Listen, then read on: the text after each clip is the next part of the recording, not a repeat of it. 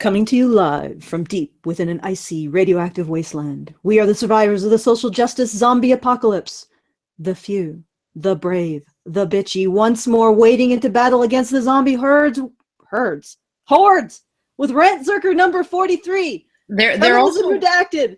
They're also herds because they seem to have a herd mentality. You know what? I could change that word because it does seem to be more fitting. Yeah, in many ways. They just seem to like go with they just like move in herds. They're like you ever see those big huge flocks of little birds, right?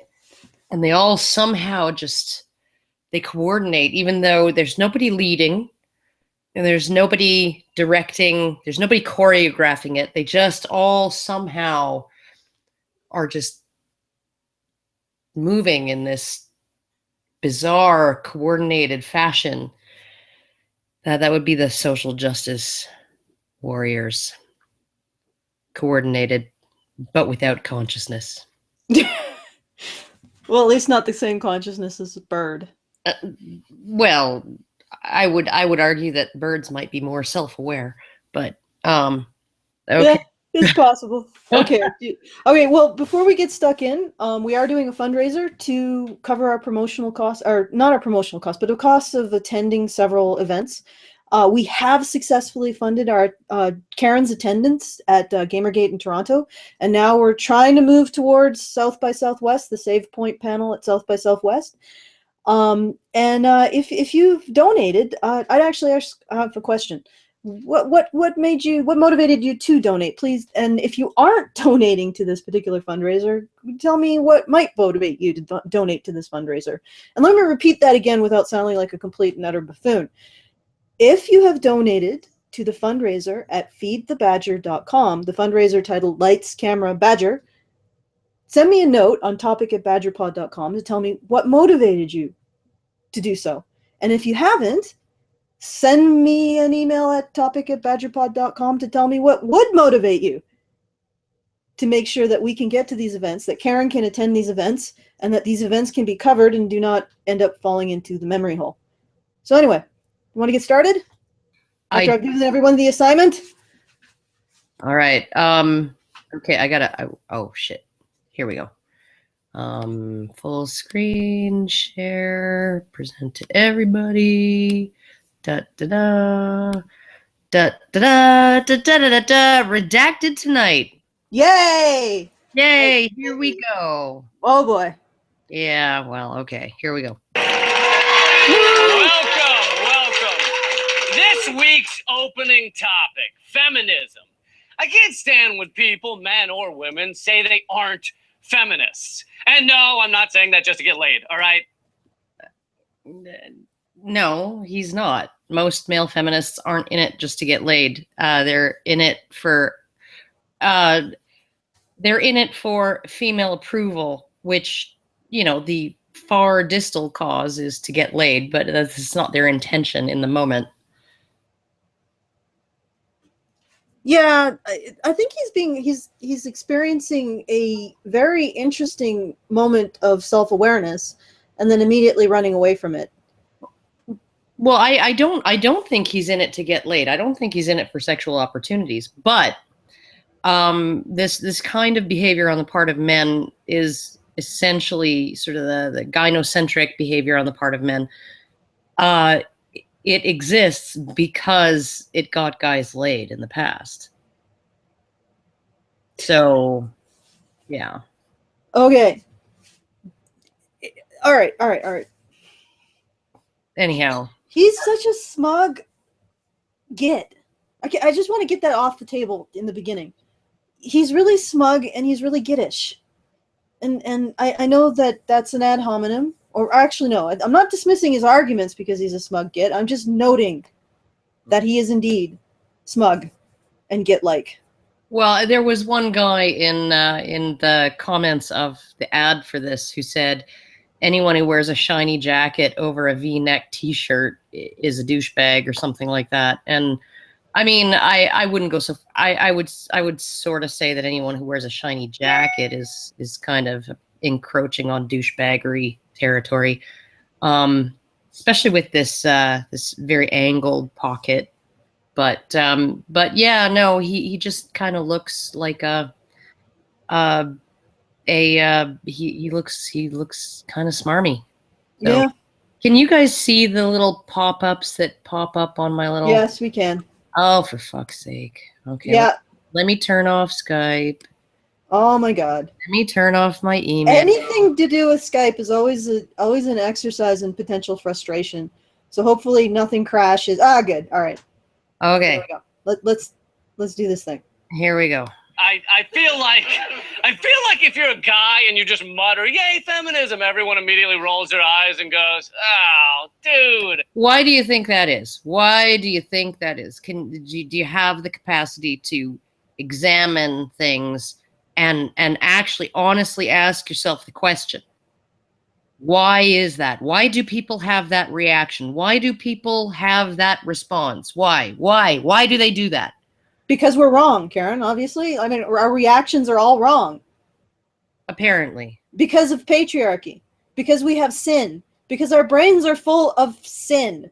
Of misogynies. Well, I can imagine my brain's going to be full of fuck by the time this little monologue. How long is this? It's not 20. It's not 26. Then they go off into some other tangent. We're just doing the beginning. Yeah, but how long? How long is it?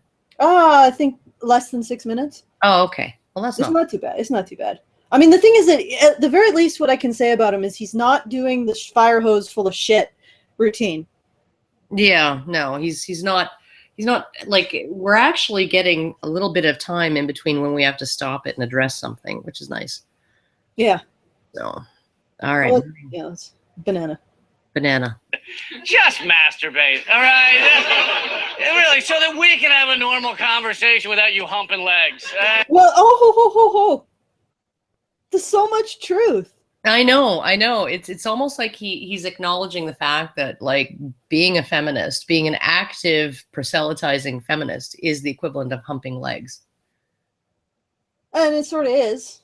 Yeah, or I would say tonguing butthole. Yeah, well, the thing is, like, I was thinking about this and how to encapsulate this perfectly. When a dog humps a leg, it's obeying instincts that are inappropriate in modern reality, or in the modern society, or what we've considered inappropriate because we're humans and we don't hump each other's legs. Well, not usually in public. Every once in a while, but yeah. And it's not common behavior. No. But here, what we have, and I think that he's created an analogy that's much more apt than he realizes. He says feminism is like humping legs. Well, it is. Yeah. Because essentially what feminism is our predilection. We could say it's social or biological, whatever level of one or the other it is. But our predilection towards seeing women as victims and men as agents. So women as patients and men as agents. So this is like this basic idea of gender roles taken to the most insane extreme of all of human history. That's feminism. So feminism is basically human beings turning off their cerebral cortex and just living out the dream, humping people's legs like a goddamn dog. Yeah, like total instinct, pure instinct, or total pure Pavlov's dog response. Yeah, that's it. We're just gonna live that way. Just like we eat incredibly bad food for us. When at one point it was beneficial to crave fat, salt, and sugar, but now we just glutton ourselves on these things because we can. Because we live in a society where, if we get so fat that we can't even, we'll get one of those scooter things, or we'll get a triple bypass or whatever. Well, no, we do it because fat, salt, and sugar are abundant now. Yeah. Right? Whereas in the past they were hard to come by, and so we were programmed to find them and eat them because, they were good for us back then because they were scarce. Now they're abundant and we can just completely glut ourselves on them, and that's not healthy. So yep. So essentially that's feminism. In every other time in human history, we could never indulge in these kinds of like excessive levels. grotesque levels of sexual psychological dimorphism, because we would have died. Mm-hmm. Because there were other pressures. People had to survive. Women had to work. We couldn't do this. We couldn't just treat women like these things that just sort of live on pillars and do butt fuck nothing except cry whenever a light breeze brushes past their alabaster skin. This was not possible, but now it is possible. So we can gorge ourselves to a state of like psychological paralysis on these stupid gender roles. And we can just turn off our cerebral cortexes and just live in our limbic system about gender. Live in those primitive portions of our brain regarding gender, which is where he's living. So when he says that male feminist is like a dog humping a leg, you are! Yeah. And a female feminist is like being the fucking thing he's not. Then it's like a dog humping a pillow. The female feminist is a pillow. Yeah. At least the male feminist gets to be an animate object or an animate creature. Yeah. So yeah, you guys are engaging in some of the most retrogressive, disturbing displays of human, like, primitive instinct. It is feminists are almost literally like dogs humping somebody's leg. Yeah, it's like totally caveman, man. Yeah. The problem now is nobody's polite. Everybody's too polite to bring out the newspaper and start swatting them on the nose. Or a bucket of water and throw it on them. Yeah, it's like every time a woman comes into a room and says, I gotta reduce myself down to a victim of the circumstance of blah blah blah. I got a damsel. I gotta do this thing. I gotta be humped. And the male feminist starts fapping to it, then what's needed is a bucket of water. Yeah, we need to start shaming this. Like we shame people who overindulge in fat, sugar, and salt. And because it's visible. Like you can see if somebody is eating too much. And a lot of that is psychological, and I would say that shaming is probably not the way to go there. If you're not going to help somebody through those kinds of difficulties, then just leave them alone. But in this case, these people need to be at least looked at as being dysfunctional. Feminists need to be looked at as being dysfunctional. Somebody needs to point out, okay, here's what's going on here, and what you're doing is you're enabling an unhealthy dynamic between men and women, both of you, right? You're in some kind of bizarre, fucked up codependent relationship where essentially you've assigned specific roles of, damsel and rescuer, and that's all it is. That's all it is. Yeah. Well, I mean, it's like I said, this is operating off of the most primitive levels. Yeah. Of our beliefs about gender, and we can only do that because the situation is there. So we've created this situation of plenty and wealth, and what is the first thing a group of people do in our society? They start indulging the most primitive narcissistic fantasies about gender relations. Yeah. And we call them feminists and we call them progressive. Yeah. All right, moving on. But no, I don't want to get laid. I mean, I do. Actually, I absolutely do. But right now, I mean this. Feminism is a no-brainer. Yeah, you have no brain. Equality for women. That's all it is. Women don't get treated like shit. They already don't get treated like shit. Within your assumption, within that statement you've made, is the assumption that women are victims right now. Yep. Well, and all through history, that women were treated like shit, that somehow men were treated better. And here's the thing. Do you see how much blowback people like us, me and Karen and the rest of Honey Badger Brigade and everyone, when we assert that men can be victims, not that men are necessarily defined as a class victim, but that men can be victims, get so much blowback. Yep. Do you know why? Because of people's perception that men are strong and that men are agents and that men can't be part of the class victim because of that.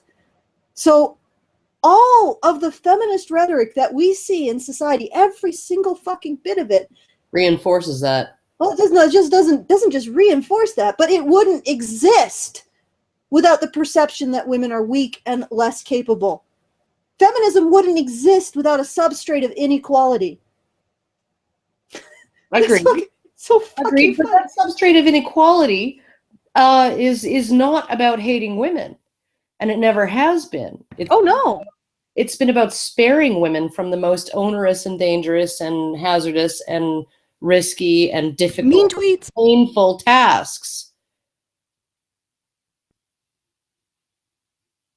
Sorry? No, I said mean tweets. Yeah. Well, yeah, it's about sparing women from, people saying mean things on the internet now. But like all through history, it was about sparing women from the most difficult and onerous and hazardous and dangerous and painful things in life. It was about shielding them from that, not necessarily because they were seen as inferior, but because, or weak. I don't think that that's why. I think it's because they were seen as valuable, right? Because I don't think anybody sees, you look at a diamond and you look at a shovel, right? They're both, there's the diamond is more valuable. The diamond is protected.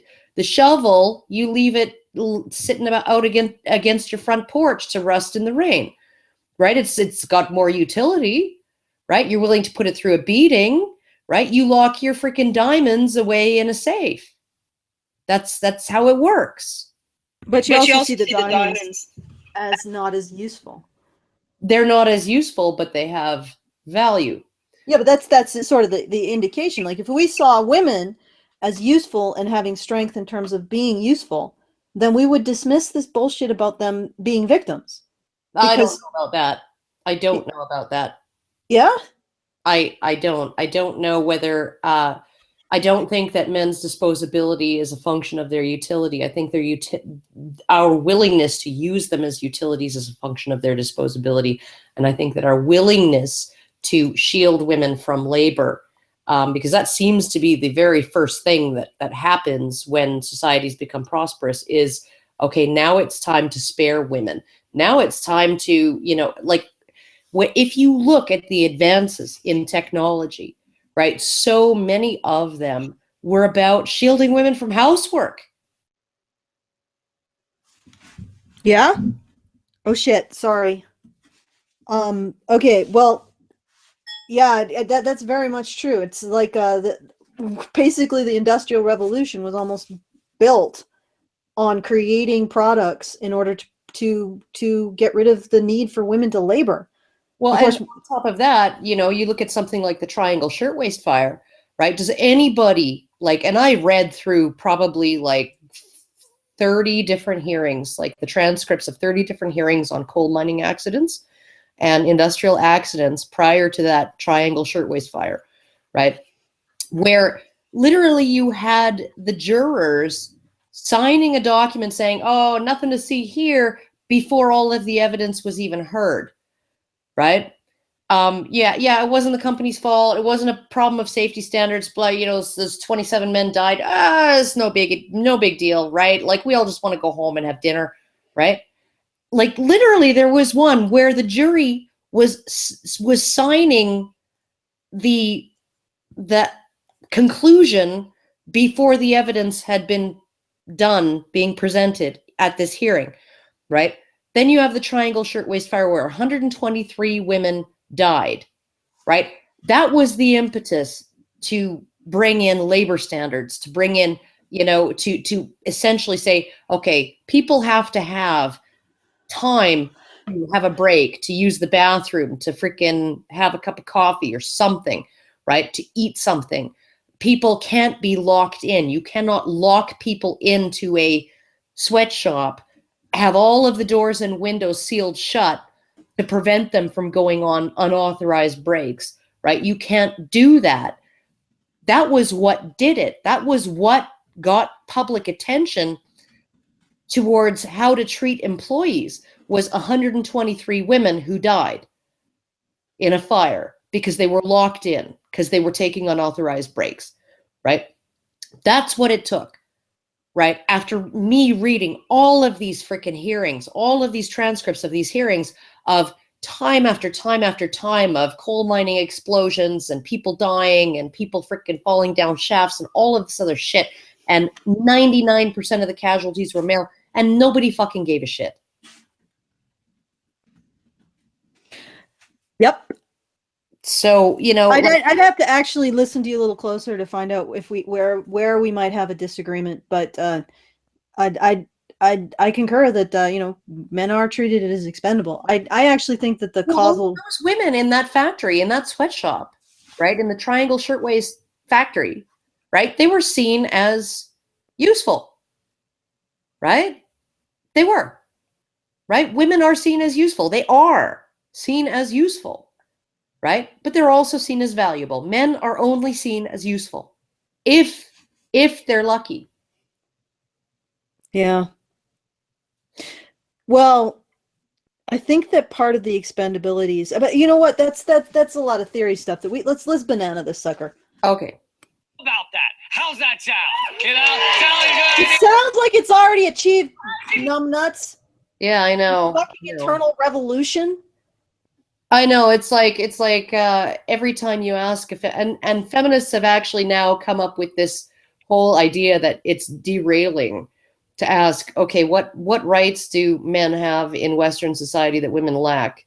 Right? That's now seen as derailing or sea lioning, right? Whenever a feminist says it's just about equal rights, and then you say, okay, so what rights do women need that, you know, that what rights do men have that women don't have? Well, Karen, black people get longer prison sentences and gay men are bashed. Therefore, women need more rights. Women need to have more protections. Apparently, or something. Because, you know, like, honestly, they literally, there was, you remember that girl with the rainbow hair, her video, Your Argument Sucks, right? And she literally said, your argument sucks, you know, when you say what rights do men have that women don't. That argument sucks. Why? Because we are about equal rights. Or something. I don't, like, I can't even follow the logic because there is none. Right? Women have better than equal rights in the Western world. Yeah, they're just completely there. They when women got the vote, they were already put in a class of citizenship above men, and it's only been uphill since that. Or, you know, it's only been, I guess, uphill or downhill. It's already been downhill from then, for men at least. Yeah, downhill from there. Same with marital property rights and the way that they were negotiated in the 1860s to the 1890s, right? Where women's income was liberated from the entire institution of family, you know, so she got to have her income and her property as if she was single, but they didn't bother absolving the man from his legal obligation to provide her with all of the necessities of life, right? They just made it so that he had no access or claim to any of her income or property. So all of that money to support her, no matter how wealthy she was, had to come out of his own income, out of his income. Yeah. So every single instance has been women improving their legal situation at the expense of men. Yeah. And it's like, it doesn't seem to be any sign of stopping. And the problem now is, I don't know what other legal rights or legal privileges they can give women. Oh, there's, you know, we could always go the way of Spain and make it so that, you know, it's already a fact, right? Just due to human biases, right? Psychological biases that when there's a murder, if a man commits a murder, he's going to serve a longer sentence than a woman on average. When a woman is murdered, the perpetrator is going to serve a longer sentence than they would if they'd killed a man on average, right? Spain has codified that. It's actually written into law. They have a law now called femicide, where no matter what the circumstances, no matter what the relationship between the two people, no matter how it happened, right? Anytime a man kills a woman, it's their legal code, according to statute, that's the sentence is longer than for any other type of homicide,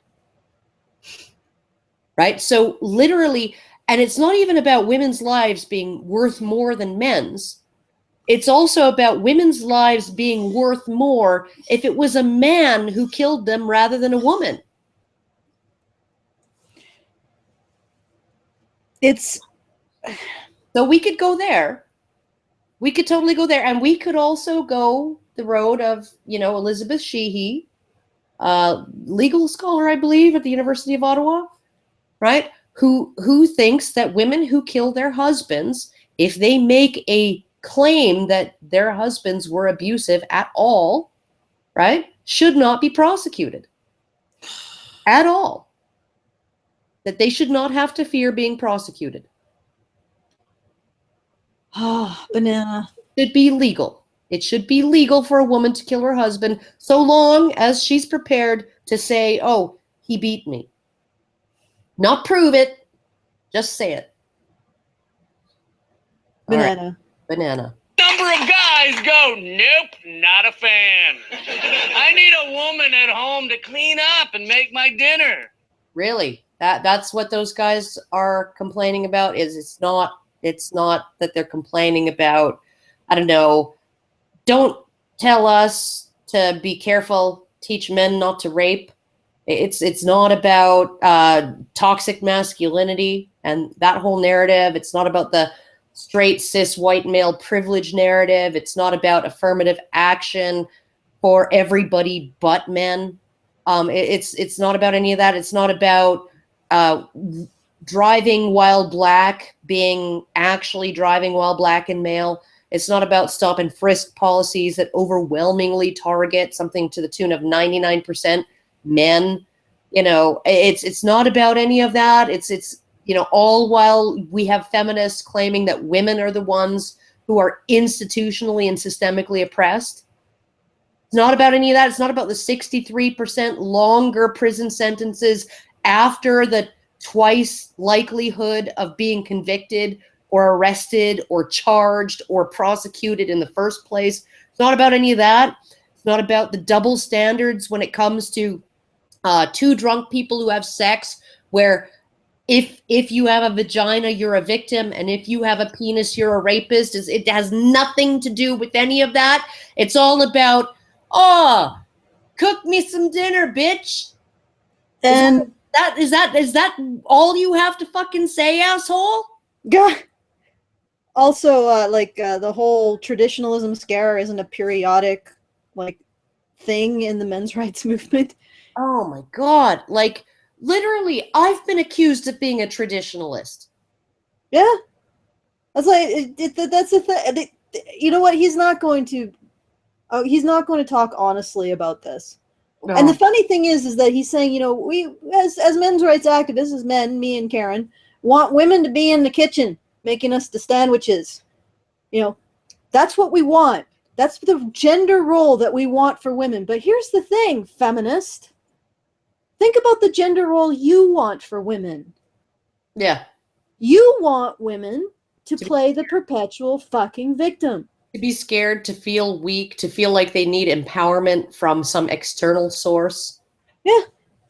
You want women to feel like they need you as a feminist and feminism as a group, and that in every single instance, a woman is a victim, or somehow you can reduce them down to victim. You are actually already advancing your own gender role. And let me tell you, as a neutral observer, your gender role looks more fucking psychotic than the traditional gender role. Yeah, no, I'd rather be in the kitchen. In fact, I'd rather be in the kitchen than a feminist mental gulag. Yeah, no, I would rather be and frankly, I mean, at this point, right, what I do is I do this, right? And this is my income is from this. I don't work outside the house anymore. And I also do housework, and I also do renovations, and I also cook, and I also clean, and I also do all of those things. I absolutely do, because somebody needs to do it, right? And my partner works outside the house between 8 and 12 hours a day, sometimes more than 5 days a week. So, I'm the one who's going to be doing that. But there have been times when I have been the sole breadwinner for my family, right? Honestly, nobody's arguing. None of us in the men's rights movement are arguing that in all instances, in every case, the traditional relationship of housewife and breadwinner is the way to go. Absolutely not. I just, you know, I'm just a little distracted by the pimp Jesus look. Yeah, no, it's the shiny jacket. It really is like, I don't know. I have a problem with shiny clothes in general. Like I just don't like them. And yeah, so his shiny jacket is very Distracting. Yeah. But yeah, let's banana this sucker, because apparently there's something really good at 142 or something. Oh, okay. Really? Do you really? No, we don't really. Yeah, no, we really don't. Yeah, I think you need to move back. We missed a little bit of shit. Oh, so we're going to show women as being incompetent at a basic human fucking life skill. All right, that's excellent. Okay. I know. Like every time I hear some freaking person saying of any sex saying I can't cook, right? And I'm like, what the fuck is wrong with you? So, you know, I mean, even my older two who are like completely weird, they can actually, you know, make a grilled cheese sandwich. So, like, fuck. Tell us how we've sinned, Pimp Jesus. Yes. My dinner. Really? Do you really? That idea comes from a time when making dinner took all day. Just to make eggs, you had to raise the chickens from scratch. From scratch! They didn't have these just add water chickens we have now. And then squeeze the chickens until the eggs came out, or however it works. I don't really know. But, okay, banana. Yo, you're right. That did come from a time where food was very laborious, which is why women's labor was held in considerable respect throughout all of history, and why there was a separation in which men dealt with the capital or the liquid, which wasn't really throughout most of history. Nobody had any fucking money. Yeah, no, very few people actually had something called capital. The real wealth, the real material wealth, was in the food and the preparation of the food and the management of the food in the home. Yeah, and the management of the home itself. Yeah. That was where everybody's wealth was, and women were in charge of it. I know, it's like the most amazing thing. If you actually look at what it would take to run, say, even just like a household on a farm, you would have maybe the man organizing the farmhands, the laborers, and all of that, and you know, telling them, okay, here you're going to work here today, you're going to do this today, right? But it was the wife's job to maintain the household, make sure everybody got fed, make sure everybody was clothed and, you know, had beds and all of those things. That was an equally important job, right? And it was held in extremely high esteem because the division between what was considered work in the home and what was considered work outside the home was a little bit blurrier, because a farm itself was a business. It would be like, it's like having a home office. It's a room in your home, but it's also an office, right? You don't necessarily leave your property in order to go out and work, right? It was a completely different way of life, and women's labor was held in extremely high esteem. Yep. Somebody question from the chat. I know the men's rights, it's reality. I know the men's rights movement is not about housewife and breadwinner, but I still don't know how to go about family with equal rights for men and women, not unless the economy gets redesigned specifically for that. If you're going to marry someone, you should probably trust them that they're not going to screw you over in terms of money, unless, you know, you get a divorce. Like, at some point, you got to understand that there's an element of emotional commitment and connection in a marriage relationship. So it's not a place where equal rights makes any fucking sense. I don't talk to Karen about, oh, we gotta manage our relationship so our rights are equal within it. Does that even fucking make sense?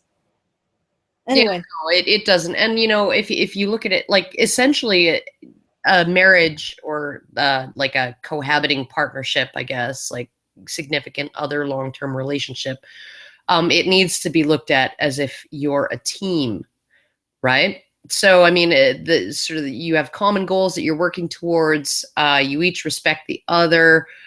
Certain things with my boyfriend, certain things I have the final say, certain things he has the final say, right? Because those things may not be as important to me as they are to him, and vice versa, right? But I mean, we manage it, and the reason why we manage it is because we trust each other, right? And Exactly. so essentially, what you end up having is like, because I quit my job without even consulting him, because I knew that he would be okay with that, right? Given my income, given all of that, I knew that he would be okay with that. And I just kind of informed him, oh, by the way, not going back to work. And he was like, oh, cool. Right? Maybe you'll get something done around the house. But which hasn't necessarily happened, but we trust each other, and I would never make a decision like that just unilaterally unless I knew that he would actually be okay with it, right? Ever, ever, ever, ever, ever. And so that's really what it takes. And I don't know. I can't really necessarily tell you how to find or test a woman to see if you can trust her like that. Well, I mean, what I was saying was in the context of it was in the feminist context of creating equality for women economically. In terms of the marriage contract, I don't know what to say. It's really shit. Well, the marriage contract in itself, like, okay, so here's how you create economic equality for women, right? Each of you equalize your effort that you're putting in, and all of the money goes into one big pot. Yeah. But let's banana. I want to see what more Pimp Jesus has to say. All right. Making dinner took the same amount of time then as building a bridge takes now. Yeah, no, it didn't, but whatever. It's hyperbole. But nowadays, making dinner takes 10 minutes, 15 if you don't have arms. That's not true. Unless you're buying, expensive processed foods that probably aren't very good for you. That's absolutely not true. But, let's get, I mean, I think he's moving towards a point. Pimp Jesus is preaching from the mount. So let's get to the point. All right. Macaroni and cheese. That looks like a big, huge glass container of Kraft dinner, actually. Ugh. Okay. Nasty. So there's no reason you need to devote a human being to cooking dinner all day. And even if you did, why? Yeah, exactly. That's the point. You don't need to devote a human being to cooking dinner all day. So the woman gets to take part in what certain classes of people throughout all of history got to take part in. Leisure time. I would actually disagree. I would say that I would say that upper class women often had a lot more on their plate than one might think, and that what we would think of as leisure time, which would be, attending parties and going for a ride in Hyde Park and all of those things, were actually extremely beneficial to the family status, right? They were a form of work. That was an expectation on those women, whether they wanted to go to those parties or not, whether they wanted to go see and be seen and greet or snub in Hyde Park on their little jaunt on horseback and all of those things, right? That were staples of they were the sort of the standard day of women of the leisure class, of the upper classes. That wasn't something that they could just say, oh yeah, no, I don't feel like it. No, it was expected of them to do that in order to make a good showing on behalf of their family, right? And boost the social and economic status of their families, right? So, I mean, it really, I think that the whole idea of upper class women in that era, say 200 years ago, 300 years ago, having nothing to do, to just lie around. I mean, they were expected to learn piano to entertain guests. They were expected to, to learn an instrument, a musical instrument. They were expected to learn how to sing. They were expected to learn all kinds of things in order to entertain guests of their household. So, I mean, it wasn't working in a coal mine, but it was still stuff that they were expected to do. Well, yeah. Oh. Okay, I gotta mute you. And hopefully that will clear up the echo again. And so I totally like women in the upper classes and the bourgeois business classes, they were expected to network, to maintain their husband's business contacts, and probably had their own business contacts that they brought into the marriage. But I was being a little bit facetious when I said leisure time. But that becomes the 50s housewife with her array of cutting edge gadgets becomes the first group of humans throughout history to have massive amounts of leisure time. To devote to what? Apparently feminism. Oh, sorry, Karen. I'll unmute you now. So it's like either they got to enjoy a privilege that only the rich and wealthy throughout history enjoyed, or they got to enjoy a privilege that only they in the whole history of humanity got to enjoy. I really think that is it, because and it was a combination of not just the sort of the all of the household gadgets that made their days much more, that gave them more leisure time, but it also it was about sort of that era of prosperity post-war, where you could actually have a big middle class. I mean, that had not really happened before. A large middle class where you could go and do a blue collar job and have your wife stay at home, right? And it became a point of pride for men that they could earn so much money. They could earn enough money that their wife didn't have to work, right? And on top of that, right, she didn't have a whole lot to do around the house. And then there was the whole suburbanization thing, which isolated women, right? Which isolated them from community, so here they are in a house, in a neighborhood with nothing really to do. And still many of them found things to do. They volunteered for the PTA, they volunteered for their kids' schools, they chaperoned field trips, they did all kinds of other things. They organized charity drives, they did all kinds of things within their communities that would keep them busy and give them a sense of purpose, even though they weren't earning a wage, and that maintained community networks, right? And those are things that, like, I don't even know the names of my neighbors, right? And they don't know my name, right? And that would be something that would be unheard of in the 1960s, that you would not know the names of your next door neighbors. Absolutely, it would be a ridiculous thing to think about. There was women who were at home who maintained all of those connections within the community, who would be the ones to say, oh, so-and-so, the elderly woman down the street, her husband's in the hospital, somebody needs to shovel her walks and driveways, right? And, sort of organize a schedule for all of the neighbors to do that for them, right? That's part of what women did back then. But you would have to actually be extremely well off, like Betty Friedan, right, to be able to find no purpose whatsoever, right, in that lifestyle. Extremely well off and basically incapable of self-reflection. And finding a purpose for yourself. Yeah. Well, why can't you find a purpose, Freddie? Like, why does a purpose need to fall on your lap?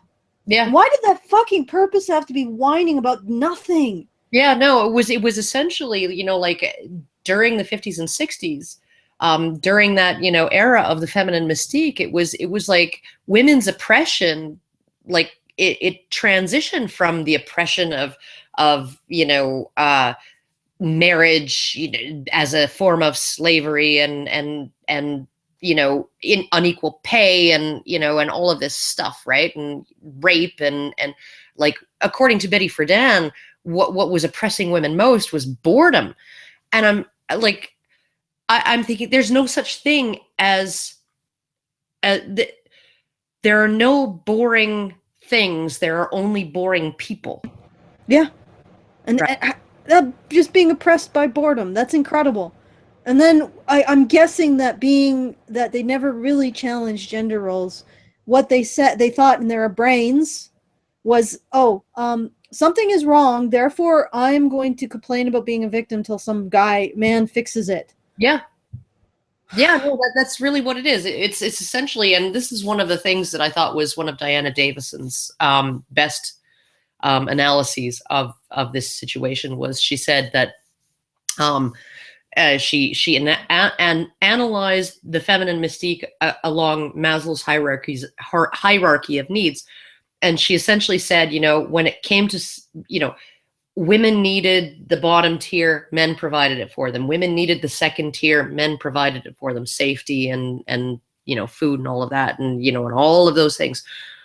And then it came to self-actualization, and because women had all of those lower tiers provided for them by men, they just sat there and expected men to provide them with like this clear and flat and like unobstructed path towards self-actualization. If there was anything in the way, including their own apathy, right, that was men's fault. Yeah. So essentially men provided everything to the point where they couldn't provide it anymore. Because you can't, what the thing about self-actualization? Well, it has to come from the self. Yeah. Oh, okay, banana this, because apparently, we're almost at the good bit. Okay. To all women, because you're an idiot, right? Okay, just let me go back a bit. Minutes 15 if you don't have arms. So there's no reason you need to devote a human being to cooking dinner all day. And even if you did, why does it have to fall to all women? Because you're an idiot, right? It doesn't, and I don't. Okay, moving on. Hey, I've got the mental capacity of a chipmunk, so all women belong in the kitchen. It doesn't make logical sense. Well, okay, how about this for size, Pimp Jesus? I have the mental capacity of a small arboreal primate. Therefore, all women are victims. Yeah. Like, let's do it both ways here. Yep. Okay, all right, I'm good. I live in my limbic system. Yeah. It's comfy here. It's the same as saying, I need a bedtime story every night, so all Jews should have to read to me. What? Okay, number one, I would be a little weirded out if there was a little Jewish guy who came to my house every night at around 10:30 to read me a bedtime story. That would be a little strange. How did Jews become associated with bedtime stories? And with the sexes, are there no? Are we talking about Jewish men or Jewish women here? Shiny Jesus. Your metaphor is confusing. My house tonight. I need to know. You know what? I'm just gonna stare at that. I think this is just baffled. This is just something that I don't think can be explained. It's inexplicable. I don't. Yeah, it doesn't. Yeah. Let's just banana the sucker and forget it happened. Okay. What? Why? So women no longer have to serve the traditional role, and neither do men. The man used to have to go be the strong one and go out and work because every single job involved lifting big pieces of metal and rock over your head. Everyone, until I'd say 19. Okay, so every single job involved onerous physical labor that eventually breaks down your body. Yeah. Okay, and then when the jobs didn't involve onerous physical labor that eventually breaks down your body, women started going into the workplace. Of course, the truth is that women were always in the workplace. Yeah. Just not the wealthy feminist women who could afford to sit on their asses at home. And in other eras, when there was a group of people who could afford to sit on their asses at home, we got renaissances.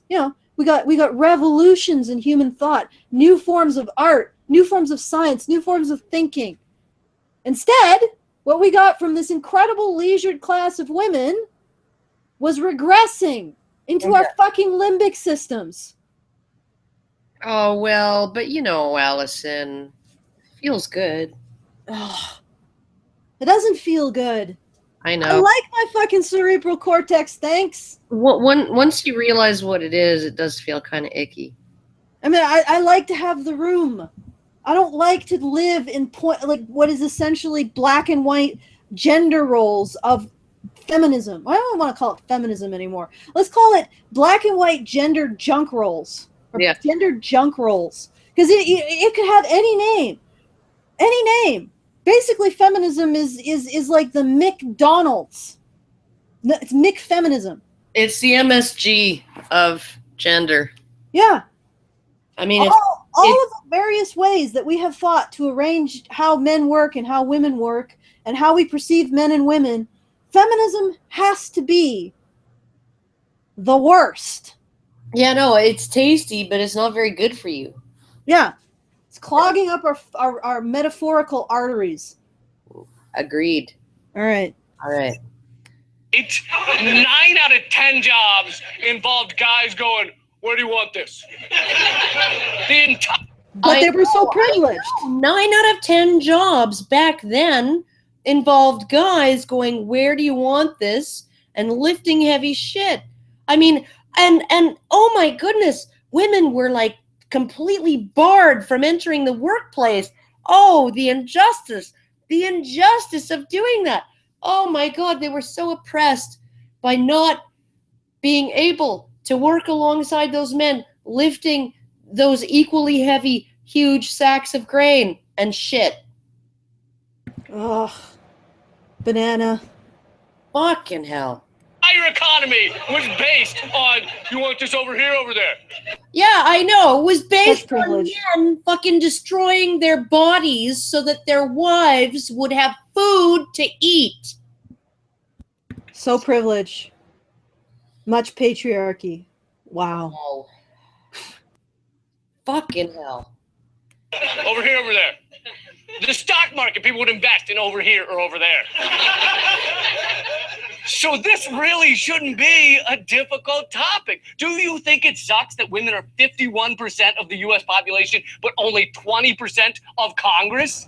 Well, wait a second. I don't care. I don't fucking care. Maybe also, because... Why are women 51% of the U.S. population when they are 48% of live births? Why? That is sort of suspicious. But what you just explained the dynamic. Being a politician, or being even a CEO, or it is actually a form of labor. The form of heavy lifting. A form of heavy lifting. And women don't want to do it. They just want to vote for people who do it. What is the problem? You know, I can't even be mad anymore because he's so dumb and he's getting laughs. It's canned laughter. Either that or they're laughing at the blasphemy. I don't know. Like, I don't know whether it's canned laughter. Does he do this in front of an audience or what? I don't watch this show, so. Yeah, I think we're almost to the end though there, so let's sally forth. Okay. Do you think it's not cool that we're the only industrialized country without paid maternity leave? You know what? I actually think that that's cool, and the more I think about it, the more I think that there should not be paid maternity leave. I know. I'm a horrible, horrible person. But, you know, like my mom had her first child before there was paid maternity leave. I had maternity leave, but it only covered, a quarter of my previous income because 3/4 of my income was from tips, and that's not covered, right? And, you know, like maybe have kids when you can afford them. Maybe save up for them. You have every ability to do so. Why should the taxpayer pay you to have kids and stay home with them? Why should your fellow employees, through employer provided maternity leave benefits, why should they pay for you to stay home and not provide any work for the company? Why should they do that? They're already paying to educate your kids, right? They're already paying for public schools, whether they have kids or not, whether their kids attend public schools or not, right? So why are they paying you to produce children? Why is that necessary? Why can't you just save up for it? Your dog agrees. Yeah, or except for that was just the mailman. Okay. All right. Banana. Yeah, and you can go ahead and attack me in the comments if you like, but I actually think paid maternity leave is, it should either be parental leave for both men and women, or it should be eliminated altogether. And I would actually prefer for it to be eliminated altogether. Because, yeah, the more I think about it, the more I think it's just people paying you to, you know, Breed? to do what you want to do. Yeah, no, if you don't want to have kids, don't have kids. If you want to have kids, right, it's like you go to work, they pay you to do shit that you wouldn't otherwise do, right? If you were going to go do that shit anyway, nobody would need to pay you to do it. So why are people paying you to do shit that you want to do? Banana? Do you want equality in the world? Then you're a feminist. No, you're not. Then you're an egalitarian. Right now, there is not equality, and we need to fight for it. How so? How so? How so? How so? What? Where is there no equality? Where? Under the law? There's no equality because Something. women don't want to do heavy lifting. Reasons. Apparently, reasons. The heavy lifting in corporate, CEOs, that's heavy lifting. Academics is a certain type of heavy lifting. Politicians, heavy lifting. It's all heavy lifting. Not just heavy lifting, but extreme risk. Can you imagine what it must feel like, right? What it must feel like to be somebody like Bernie Sanders, right? Okay. And for all that I hate his policies, for all that I hate his, that I disagree with his beliefs, right? I genuinely believe that he is a genuine person, that he sincerely believes everything that's coming out of his mouth. And I genuinely believe that he is anti-establishment, that he is not in it, he's in it on principle. He's not in it to rake in money. He's not in it to cash in on big donations from lobby groups and corporations and then dole out freaking promised shit to those groups. He's not, I think he is a sincere human being, right? As much as I think he's wrong. Now, can you imagine after, all of this hard fought race, and he's poured so much effort and so much commitment and so much of his everything that he is, he's just going the extra, he's the campaign trail is not fun, right? So much of his time and energy and effort and ambition and all of that stuff, and he loses the nomination. What's that got to feel like? Pretty shit. Yeah, because you're risking everything. You're spending sometimes years, right, and risking everything and giving up, sacrificing everything, sacrificing time with your kids, sacrificing time with your spouse, sacrificing your leisure time, sacrificing the ability to spend a day in your pajamas and not answer the phone, right? You're sacrificing all of that on a gamble that you could lose, that there's a good chance that you're going to lose. Women don't want to do that as often as men do. No. And that is heavy lifting. So when you say that throughout history women didn't take the jobs because they involved heavy lifting, that is a choice on women's part. And this is a choice as well.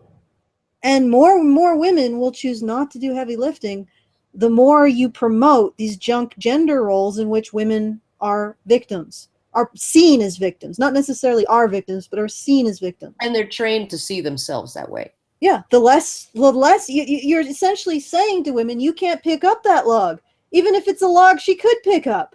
Yeah. And it's like, you can't take that gamble, even if it's a gamble she could take. Yeah. So you're making this fucking worse, which is why the numbers for politicians are stagnating or going down for women. And the numbers for STEM are stagnating or going down and going way down in computer science because your junk gender roles, your McFeminism, is teaching women not to do even less heavy lifting than they've done throughout history. Banana. All right. And again, you say that and people roll their eyes and go, oh, fighting for equality. Does that mean I have to have bumper stickers and incense that smell like a daffodil's butt crack? One time I put a bumper sticker of Dave Matthews on my car and it took the paint off. Okay. I'm just putting my voice in here just because I know that I think I figured out more of the shady aspects of YouTube's algorithm, copyright algorithm. So it needs to have more than one voice. Oh, okay. Possibly. Okay. Right then and there, I am never fighting for anything again. I feel very strongly that I don't stand for anything. No, you don't have to have a bumper sticker. All you have to do is say and act as if you want equality. And then oh my fucking God! All you have to do is say and act in ways approved of by feminism. I know. Like, it's because, like saying I'm not a feminist, but I'm an egalitarian probably wouldn't cut it with this guy. Pimp it! Feminist Jesus! Ugh. Yeah. Shiny feminist Jesus. Some people say, look, men and women are different, such as women have vaginas, and men are the cause of like 90% of all murders. Oh, you fucking asshole. You don't really want to go there. No, you really don't. Who's raising all these men? Yeah. And does that include infanticide? Yeah, no, it doesn't. And also, like, a lot of... Well, you know what? Let's just continue. This is really... It doesn't include proxy violence either. Okay, but let's imagine this. Like, what if he said that 90% of all, or 90% or whatever, is done by black people? Yeah. Oh, yeah, no, that would not be okay. What does that prove? Well, it's not even whether it proves anything or not. It would just be completely unacceptable for him to say it. 90% of all murders. Yeah, I don't think it's quite that high. And I can guarantee you it's not as high as the statistics show because women tend to use means that are less detectable. So, and here's another facet. Yeah. Here's another facet. Remember at the beginning of this where he said, "Yeah, I want to get laid." You know, that's a motive in my life. He said, "I'm not a feminist because I want to get laid."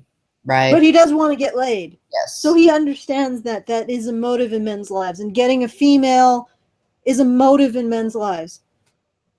Men who are in a situation like a ghetto where they have no economic options, where there's not going to be a job at the end of the road.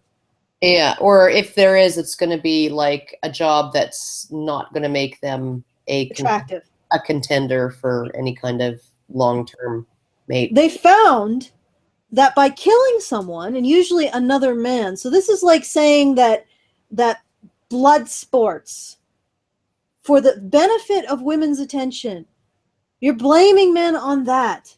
And when I say the benefit of women's attention, they found in a study that if a young man in a situation with zero economic prospects killed another young man, when he got out of jail, he would have more sexual success than otherwise. Yep. Than if he hadn't. Yep. So There you go. How many murders does that explain? How many murders does the fact that men have to compete for women's sexual attention, how many murders does that explain? And when you look at it that way, you have to ask yourself,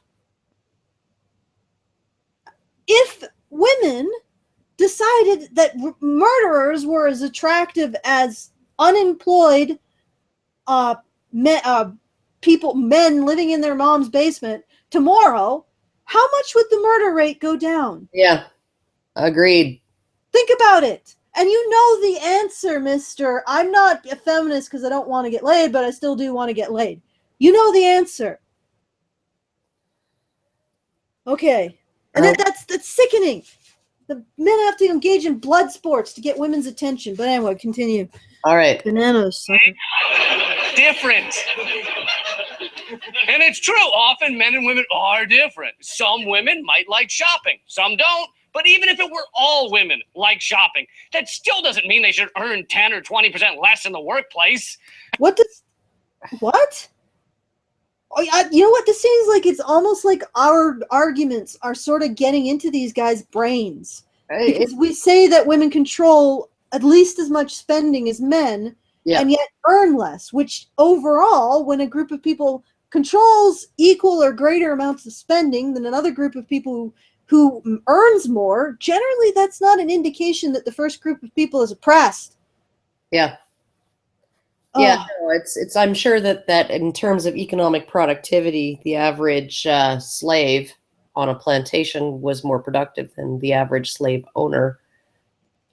You know, just in terms of the work that they did as individuals, right? And yet, who spent that work? Yeah. And even if it's equal amounts of spending between men and women, the fact that women earn less puts them in a privileged category of people, right then and there. Yep. If you're spending proportionately more than you're earning, you are privileged. Women, you are privileged. The wage gap is evidence of it. Yep. Okay. You earn less because you can afford to earn less. Because you can spend just as much earning less. Yep. You can earn 70% of men's dollar and spend a full dollar. Full dollar. So for you, every dollar is actually every dollar you benefit from, you only had to work 70 cents. Yeah, it's like it's like women get not a tax, but like a reverse tax. Mm-hmm. You know, every American dollar. You look at an American dollar. Every American dollar in a woman's hands is actually 70, even though it has $1 worth of spending power, it only cost her 70 cents to get. And that they are calling this, what do they call this? They call this oppression. Yeah. The fact that there's basically two different currencies in the US, in every Western nation. One for men, which costs 30 cents more, and one for women, which costs 30 cents less. Has equal spending power, but it costs 30 cents less for women to have the equivalent spending power as men. And they call that fucking oppression. Fucking amazing. Yeah. All right. No. Banana! Hey, you like trying on clothes? You should have your daughter's sports team underfunded. And actually, no. Girls' sports teams are not underfunded. They're actually overfunded. They're overfunded. For the amount of interest in them. Yeah. Oh. God. Okay. Okay, and this reminds me, because like when I was at the NOW conference, the National Organization for Women conference in Baltimore in 2012, right? They were giving a Lifetime Achievement Award to like some old crone, right? She was the woman who actually was almost single-handedly responsible for Title IX in the United States. She is the reason why that law exists in the United States. I forget what her name is, but you can go look it up. Anyway, she said that her granddaughters really disappointed her in her speech, right? Accepting this award. Her granddaughters really disappointed her because, you know, although they were involved in soccer going into university, they eventually just kind of dropped out of it because, in her words, Grandma, I just can't bring myself to care whether a ball goes into a net or not.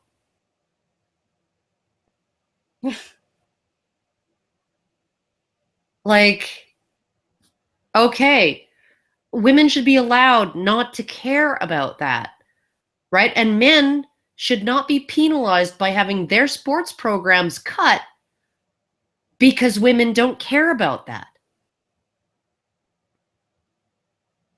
Fucking hell. All right, moving on.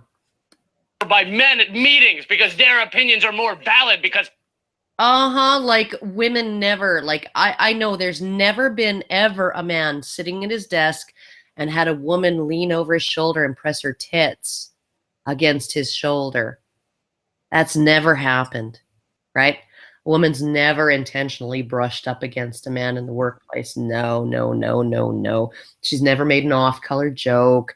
She's never flirted. She's never, made her body draw the eye of a man that she's attracted to. Oh, that just never happens. No, no, no, no, no. It's only men. It's only men who do this, who put their arm, and he's not even looking at her.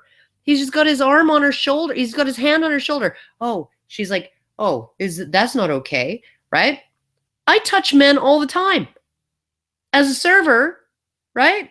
I used to touch the customers all the time. Male, female, kids, whatever, right? Put my hand on their shoulder, whatever. Put my hand on their forearm, right? You're just joking around and you say something and they laugh and then you're like, oh, I'm just kidding. And you put your hand on their shoulder, right? Oh, you know what? The male servers, they didn't do that because they knew it wouldn't be well received. Yeah, which is unfortunate because generally if you can touch your customers, you get better tips. Yeah. Let's do this thing though. Banana. penis. What? It was just like, what? Wait a second, where did the penis come from? I'm just backing it up. Have your daughter's sports team underfunded and be talked over by men at meetings because their opinions are more valid because penis. Yeah, no, okay, give me a fucking break. Give me a fucking break. Everybody gets talked over. Everybody. And everybody talks over other people. Everybody. Fucking hell. The only people who complain about it are women, and the only people who see it as sexist, this universal fucking human behavior.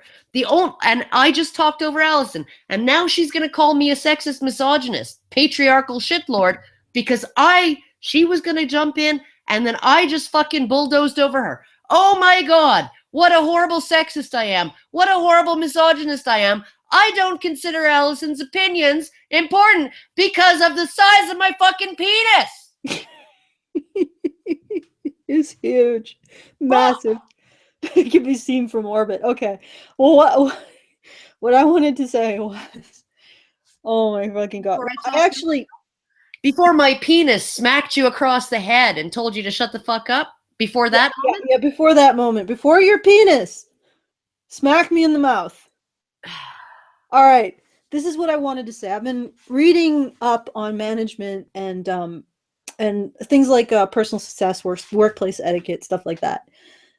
And one of the things that's suggested is that if you want to succeed in the workplace, you learn to be a team player. And one of the things that you do in order to learn to be a team player is you learn to shut up. You learn to say what needs to be said and no more. And not talk excessively about things that don't need to be talked about. Now, this is some advice that's given to both men and women.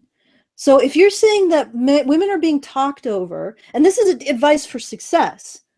So if you listen more and talk less, this is advice for success. You are more likely to succeed as a man or a woman. So either women are actually pursuing success by talking less and listening more, which actually is an advantageous position to be in. Yeah. Because you learn more about the people around you. You learn more about them than they learn about you. Generally, that's considered strategic advantage. Now, here's the thing.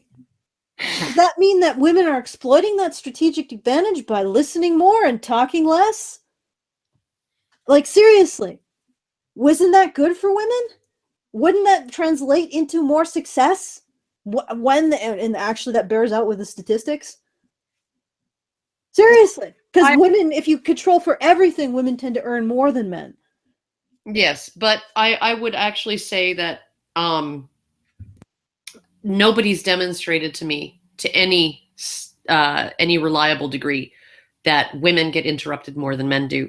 Women get interrupted by men more than men get interrupted by women. In fact, if you actually look at interviews, if you look at sort of those panel discussions, the big questions with Milo Yiannopoulos and a bunch of cunt feminists, right?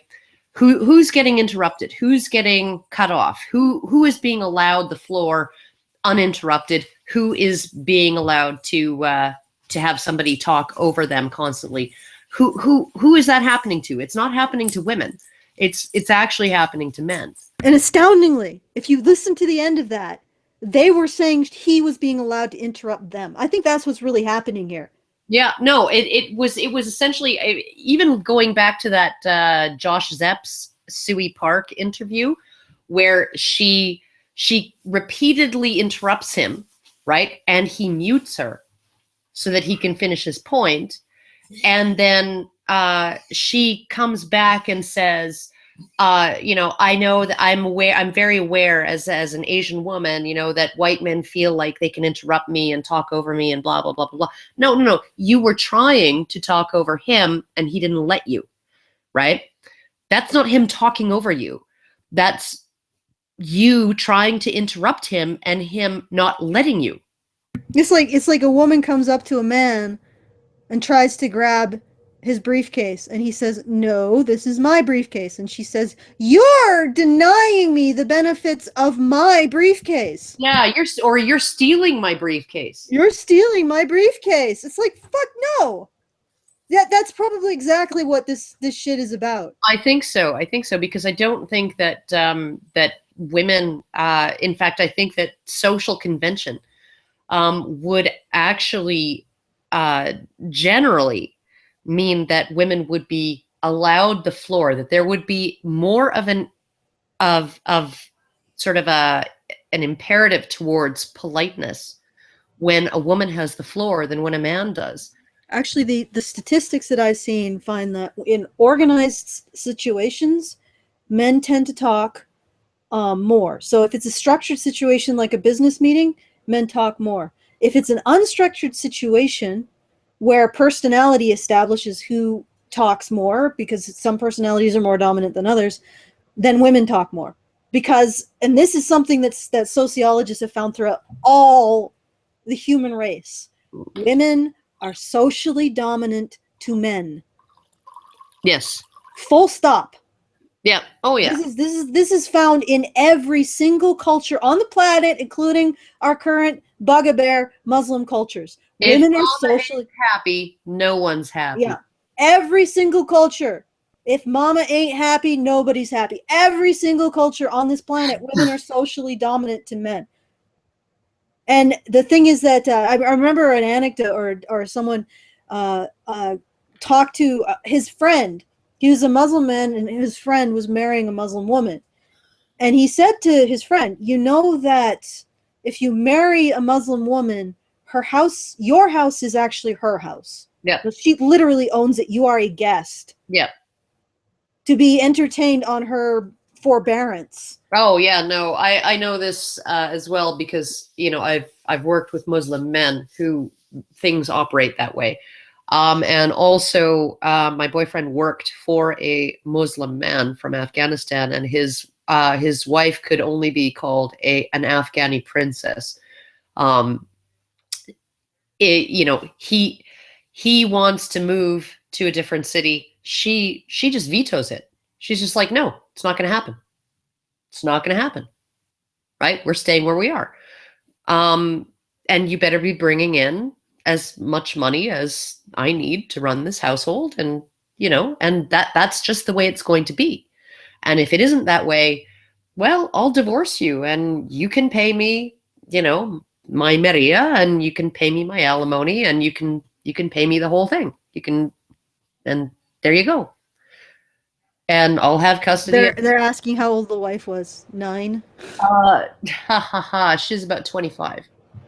She had an engineering degree. Yeah, that's the other thing. I know I've noticed a lot of like, especially Malaysia. It was really fucking interesting because there was like I would listen to BBC International, and they would do like an interview about rock music in Malaysia, and then they'd be like, okay, so this is Fatma. She is a mechanical engineering student.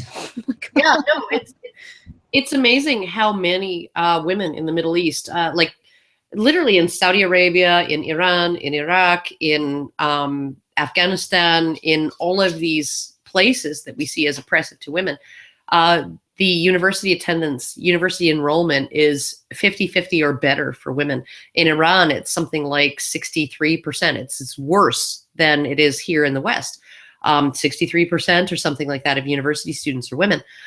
They don't necessarily see their university degree as, the gateway to a career. They see it as part of their trousseau, right? Because if they have that degree, they can demand a higher caliber of husband, right? He has to have as good or better of a university degree, of an education than they do, right? In order for them, for that man to have any expectation of securing them as a bride, right? So for them, getting a university degree is essentially just part of their mate value, just in and of itself, not as, a way to have a career often, right? Sometimes yes, but often no.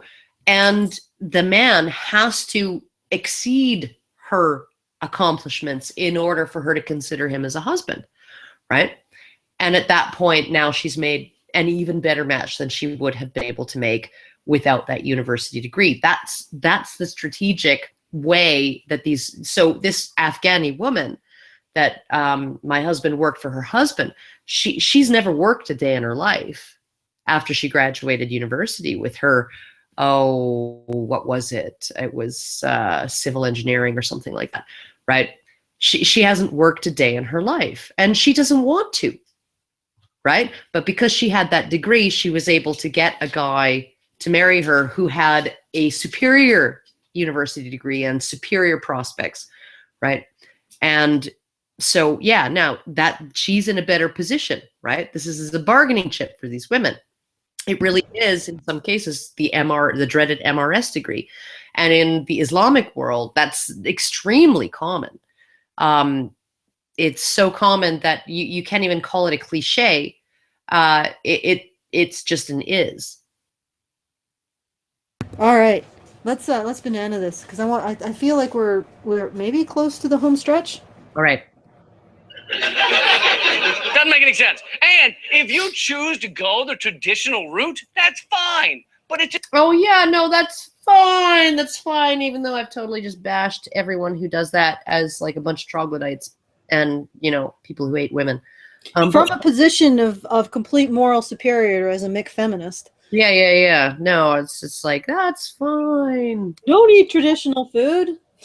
Traditional food isn't progressive. Eat food that's full of fucking chemicals, fat, salt, and sugar. Don't eat fucking pot roast, and mashed potatoes. Eat like a fucking Big Mac. Eat the what was that freaking KFC thing? That was essentially 2 deep fried chicken burger thingies with bacon and sauce in between, and it was the deep fried chicken burger things that were the bun. Oh my fucking god. Double down or something like that. Yeah. So don't eat the traditionalist gender roles. Eat the feminist gender roles. They're what's good for you. Yeah. No, they're very salty though. Yeah. Salty. Chock full of MSG. All right. Choose to go the traditional route, that's fine. But it's a choice you get to make as an individual. And don't think something's better just because it's traditional. For a while, slavery was traditional. Dying from the flu was traditional. It still is.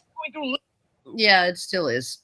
Living rooms The Flu flu. kills hundreds, or like tens of thousands of people a year. Oh yeah, no. I do you remember? Oh God, what was it? We had a big scare of like freaking some kind of mosquito-borne virus or something. Oh, it was the pig flu, right? You remember that a couple years ago? Mhm.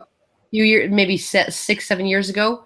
The swine flu or whatever, right? And it was, oh my God, because 5,000 people have died so far this year, and it's like, yeah, no, like normally in the U.S., like 50,000 people die a year of just the flu. Yeah, Yeah. I always find the flu epidemics really funny. But let's. I think we're close. I think we're close. Okay. Was traditional. I'm sure it was traditional in some places to have sexy time with a donkey on the farm. That was probably tradition. I'm pretty sure this country was founded on a strong bond between man and beast. Okay. This has gone in an interesting direction. I'm not sure whether there's ever really been any culture that encouraged bestiality. Do you know of any culture that has ever encouraged bestiality? No. No, just generally bestiality is pretty universally, which is why he's using it right now to implicate traditionalism. Yeah. It's like, and it's so funny because we're like watching McFeminism Yeah. look at KF traditionalism and say, wow, their saturated fat is more saturated, and their MSG is more MSG-ish. It's like, yeah, well, no. Like bestiality is like every single species on the planet has sort of a built-in mechanism to identify individuals of the opposite sex and the same species and be attracted to them, and not have like fish be attracted to like birds and shit. But I mean, there is bestiality and interspecies sex in the wild. Yeah. So it is a thing that exists. I just don't know if there's been any culture throughout history that made it a social institution. You know what? He's so full of shit. All he's doing is maligning traditionalism. So let's, ironically, from the most ridiculous fucking pulpit, since feminism basically is traditionalism on crack. stripped of all of its potential nutrients. On crack and steroids. Yeah. What Okay. So, I guess he doesn't like the competition. I guess not. Where's your? You should have been wearing like a shiny white jacket. Yeah, well, okay, here, traditionalism is like, or sorry, feminism is like fast food, and traditionalism is like a one of those family-run restaurants. Yeah, it's probably not the best kind of food for the modern era, but it's still relatively better than fast food. Yeah, it's like a mom and pop diner.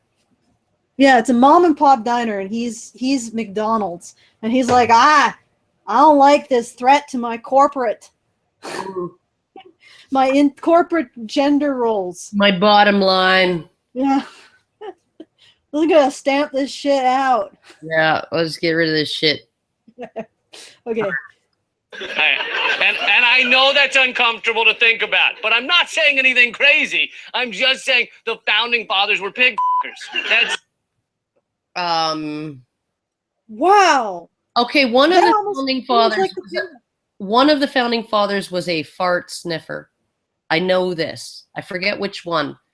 But he wrote love letters to his wife when he was away, when he had to go away out of town. He wrote love letters to his wife talking about how he loved to fuck the farts out of her and smell her glorious heavenly wind as he was fucking her. Okay, that's weird. Okay, it's weird, but it's not pig. So what you're saying is that the founding fathers were human beings? Yeah, pretty much. What a surprise. And it seems like this may be the payload. Like one of the greatest documents of human freedom, and let's all take a big fucking feminist fucking dump on it. In the name of McFeminism, corporate gender roles. Let's franchise this sucker. Is he gonna do the Magna Carta next? Yeah. Okay. The fuck knows. And I know that's uncomfortable to think about, but I'm not saying anything crazy. I'm just saying the founding fathers were pig f***ers. That's statistically speaking. Statistically speaking. Point is, I believe in feminism. I believe in equality for all women except for women who say they aren't feminists. Oh, that motherfucker. Oh, this is interesting. This just got interesting. This just got real. So It's so neat all over again.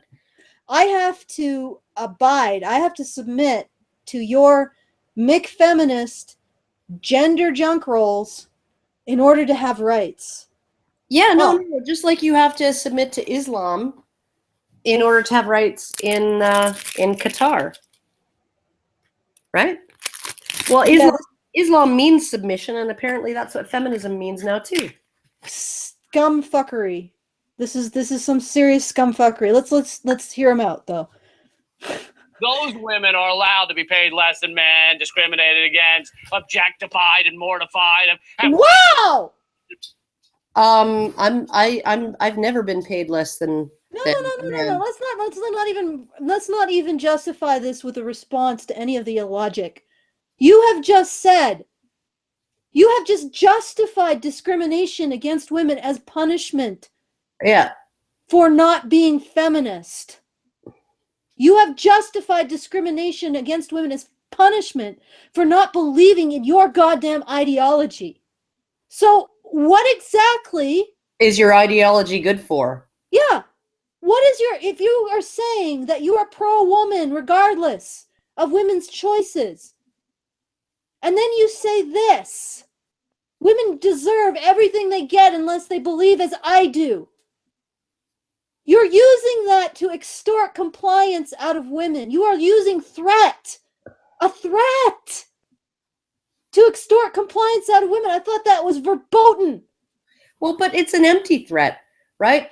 I've never been fucking paid less than a man for the same work. I've never been I've never been objectified in a way that made me feel imperiled. I've never that just isn't, it's like he's threatening me with shit that has never happened to me. Well, what he's saying is that now, I think this is a bit more sinister than you're making it out. He's creating a situation where it's justified to make those threats, those discriminations reality if you don't toe his line. Yeah. Karen. Well, no, I agree. That's absolutely what he's doing. He's justifying, punishing women for not. Even though we don't experience this shit, and this isn't a reality. He's saying feminists have conjectured this oppression of women in their mind, and they have elucidated all of its various features. They've conjured it from whole cloth because it doesn't actually exist in society, but they have conjured it out of their incredible network of reducing. Yes, like reducing everything down to women's victimhood. So they conjured this image of women as being oppressed. And now they're getting into the process of justifying to themselves why, if a woman doesn't agree that she's oppressed and doesn't agree with feminism, they can apply those punishments to her. It's okay to oppress her. It's okay to oppress her. She's already oppressed, it's okay to oppress her. I wonder if we're not seeing the genesis of Sharia law. Honestly, you could be right. I mean, because honestly, if we don't want women to be oppressed, then they have to be protected. They have to be encased in a little bubble of protection. They have conjured this whole series of oppressions out of whole cloth. They've invented them. And now they're saying that if women don't agree, that women are oppressed, don't agree with their reality, that their recreation of reality, we don't agree with them, we could be subject to these oppressions. It's like they're creating their own fucked up. They're making it. They're faking it till they make it. Yeah. This is actually really fucked up. Yeah, it is. Their shoulders and slap their butts, or slap their shoulders and rub their butts, or have some dopey dude with a ham sandwich for a brain get promoted ahead of them And since they like values from the 1800s, they should have to live on an Amish farm. They do. There are women who live on Amish farms. Yeah, they're called Amish women. Like, yeah. So what all of this came down to is that women should be punished for not being feminist. Pretty much. All of this entire lecture that he created. Women should be punished for not being feminist with the very oppressions we say we're trying to liberate women from. Yeah. No, and that anti-feminists say don't exist in our lives. So, yeah. Now, this plan would give an outlet to all the Neanderthal guys out there. If we let the worst men be misogynist to only the women who hate feminism, it all works out, right? Oh, yeah. No, I've experienced much more misogyny from feminist men. Like we're just experiencing it. In point, I've experienced much more misogyny from feminist men than I have from non-feminist men or anti-feminist men. This is tremendous. Like, you're saying my dad, my mom, my grandparents, their whole attitude toward feminism was what the fuck is this? Like, what are you talking about? There's shit to do, right? Okay. That was their attitude. Both my parents and my mom's parents, who are the only grandparents that I actually knew growing up. And my dad and me, right? I learned all of my, I learned that I could renovate my house with my own two hands at his side, buttering floor tiles for him, right? Just helping him wire freaking switches when I was 8 years old, helping him tinker with the carburetor, all of those things, right? That's what I learned at my non-feminist dad's side, right? I learned, to suck it up, that when you're hurt, right? That, okay, somebody's on it now. You can stop crying. You can calm down. You're probably not going to die, so just chill out and we'll deal with it, right? That's what I learned at my dad's side and my mom's side. From my mom, I learned that I can get up on a ladder and fix my roof, clean my gutters, right? Clear sod, freaking, rototill a garden, right? I learned all of those things from my mom.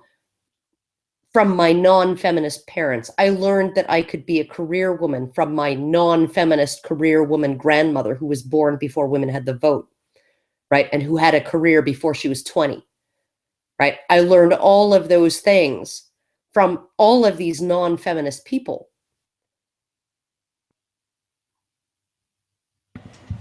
But of course, it's totally justified because he's not just saying we deserve oppressions, which, doesn't that mean that he's justifying those oppressions? Yeah, no, we deserve it. We earned it. He's victim blaming. He's like, oh, well, you were asking for it. So if a woman is raped and she didn't take the proper precaution of, keeping track of her drink, not going to, drunk down a dark alley, not passing out at a party. If she didn't take the proper precautions of being feminist, she deserves everything that happens to her. Yeah. Interesting logic there. No, and he's also saying that it's the non-feminist men who are the ones who are going to oppress her and brutalize her and victimize her, right? It's not the feminist men. No. It's not the feminist men who are actually saying she deserves what she gets. It's the non-feminist men at whose knees she learned how to change a fucking car tire, so that she doesn't have to rely on a man to do it for her. Yeah. It's not at his, okay. It's this guy who's saying she deserves that. It's this progressive feminist douchebag. Yeah, it's astounding because it really does come down to that, doesn't it? It just comes down to using the threat of the bad man to extort compliance out of women. Yeah. And women fall for it over and over and over and over again. Yeah, unless they have a dad like mine who taught me not to fucking fall for that shit. Okay, let's... Supply meets demand. The invisible hand of the free market pulls the invisible glass ceiling. Look, we do not live in an equal society. Uh-huh. Well, if we did, then you couldn't use the threat of oppression to force women to swallow your ideology. Yeah. But so you are invested in seeing the world in terms of inequality in order to extort compliance out of women with a fake victimhood. Yeah, I used this analogy before. You are a con man who goes to a frail old Aunt Sally who lives on her own, invents an entire narrative of how she's almost at every second possibly going to be subject to crime, even though she lives in the safest neighborhood in the world and her family takes care of her. And you are getting her to buy an alarm system that she can't afford and doesn't work. Like literally, you don't even hook it up. It's just there, right? Yep. It does nothing for her. Doing that by lying about how much of a victim she is, a potential victim she is. So she thinks she needs you, and she thinks she needs your product. Yep. That's all you are, is a con man. An abusive one. McFeminist. Fucking hell. And if you don't think it's cool that women get unwanted yells on the street or fear for their safety or have a committee of men decide what they're allowed to do with their bodies. Oh my fucking God, this again. Oh my fucking God. Who would you rather? Who would you rather, you stupid cunt? Right? Michelle Bachmann, Ann Coulter, Sarah Palin. Oh, a panel of women. They're going to decide what women can and can't do with their bodies. Right? Or are you going to go for the Bill Clinton and the Al Franken and the Barack Obama? Right? Which would you rather? You fucking cunt. It is not a men versus women issue. You stupid fucking...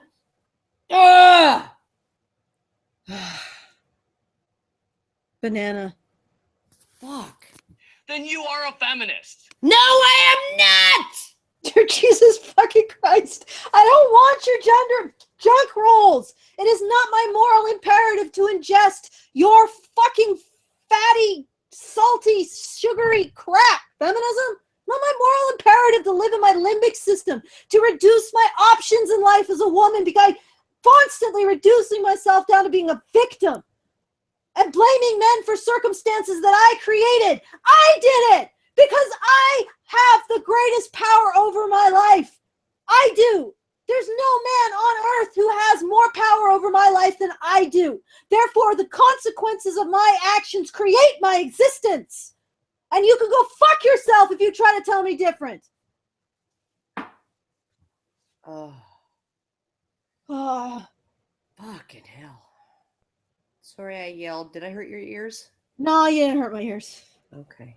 This guy is hurting parts of me, my brain, it isn't. He's just fucking. No, it's Pip Jesus, I don't like you. infuriated. It's infuriating. It's. Oh, fuck. Right. That's canned laughter. Okay, I think we're pretty close to the end now. Okay. And I'm sorry to break it to you. Coming to you from Washington, D.C., the belly of the beast. It's All right, it's over. Done. Oh my fucking God. Fucking hell. If ever there was evidence that feminist men do not give a shit about women. Yeah, this is it. This is what it is. They don't give a shit about women in general. They just give a shit about their freaking ideology and their place in the pecking order as eternal fucking defenders of the delicate petals of womanhood. Oh, God fucking damn it. Well, anyway.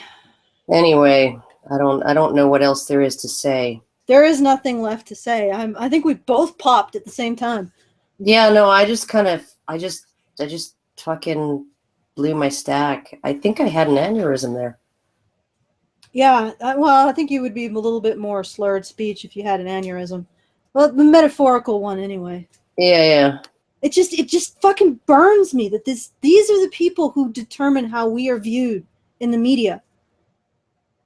Yeah, no, and they're like essentially they're just it's if we are against feminism, we are embracing our own victimhood when the exact opposite is the case. Yeah. Well, it's like, well, you can't actually question. They don't let you at any instance where you say, well, is this claim of victimhood excessive? Is it exaggerated? Is this just part of your perception? Because I noticed that you feminists reduce women down to victims, and you don't seem to ever question the process of doing this. So how do I know that you're describing reality? If you ever do that, how can you not say that that is a legitimate thing to do? If you're going to assert something, it needs to be analyzed for rationality. Does it reflect reality? And yet, in this instance, we're not allowed to do that. We're not allowed to examine. It's wrong. It's internalized misogyny to examine these exaggerated claims of women's victimhood. Fucking. Of course it is, because, you know, women are victims. It's like, that's just the way it is. Fuck. Motherfucker. Pardon me. All right. Okay, as you guys know, we are putting on a fundraiser. We're doing the show. www.feedthebadger.com. It's a Lights Camera Badger, and it's getting Karen to South by Southwest and covering a bunch of Gamergate and men's issues events. Okay, let's. So if you want me to schlep my sorry ass to what is Austin? it? Boston or Houston? Austin. Okay. Austin, and then to Tampa. And then to Vancouver. If you want me to have to schlep my ass to all of those places. Yeah, get a little bit of enthusiasm here. If you guys want to see the Karen train pulling into your town. I really hate traveling. I really do. So, I mean, like this if you want to force Karen to work for a living. Do you want to force me to go to these places? Because, you know, like I'm willing to go, but I'm not willing to like fund it. Only if there are people who want me to go. Yeah. So tell us that you want Karen to go to Austin, Tampa, and Vancouver, and that's www.feedthebadger.com. And I got a little bit more that I want to add to that and why this is important. Essentially, we're on the wrong side of the media looking glass. Those of us who advocate against the media narrative, against censorship, and for recognition of men's issues. For the most people, what they see of us is what the media tells them is there. We're misogynists, harassers, thugs. We can try to tell people that the media lies and that our side of the looking glass is real and beautiful and populated by people who are fun-loving and compassionate and love to rant at crazy shit like this. But we have no proof of our adventures and no proof of our actions and no proof of our character. We're just talking heads on YouTube asserting things. And no one's going to listen to us without proof. When we come back from our adventures, Gamergate in Toronto, South by Southwest Save Panel, SPJ number 2, Airplay number 2, we need to come back with something that shows the truth. Going to these events, recording them, recording the issues advocated for, recording what the people who went to them are like, their character, their compassion, their sense of fun. Recording these events is the only way to bring something back from our adventure beyond the looking glass. It's the only way to prove our side of the looking glass is real, it exists, and it's like nothing the media narrative says. The archives of these events are proof that we on this side of the looking glass, aren't living in a fantasy, a daydream, a hallucination.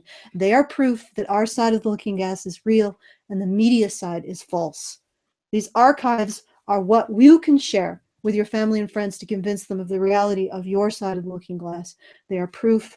They are vital. Without them, our reality disappears, and we have to wake up every day to the nightmare of the media narrative. So ask yourself, do you want to wake up every day to a media saturated with lies about you, your beliefs, your issues, and no proof that the media is lying? If the answer is no, I suggest you support us in making sure the truth doesn't disappear like tears in the rain. www.feedthebadger.com. Thank you.